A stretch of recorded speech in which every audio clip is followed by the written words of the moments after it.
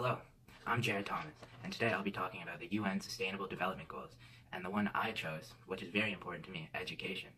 So, the Sustainable Development Goals were introduced in 2012 at a UN Sustainable Development Conference in Rio de Janeiro, Brazil. The Sustainable Development Goals, or more commonly known as SDGs, were introduced to try and improve developing countries economically, environmentally, and socially, and it replaced the Millennium Development Goals, which were introduced in 2000.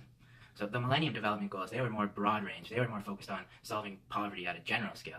But the new goals, the Sustainable Development Goals, are set to fulfill what the MDGs started. They're set to more tackle specific challenges in poverty. And there's 17 SDGs that I could have chose to focus on in the video today. Some of the other important SDGs include tackling the world hunger problem, clean water, gender equality, and healthcare. But as I said earlier, the one I'm discussing today is education. Without education, there isn't many skilled workers whatsoever. And without skilled workers, how can there be anyone to work jobs, and how could the economy grow? The lack of education in some of the developing countries can be contributed to many factors, but mostly it has to do with children who have to do simple jobs for their families, like fetching water and wood every day. Also, some of the other issues include proximity of the schools, unskilled teachers, and the overall school conditions and quality not being up to par.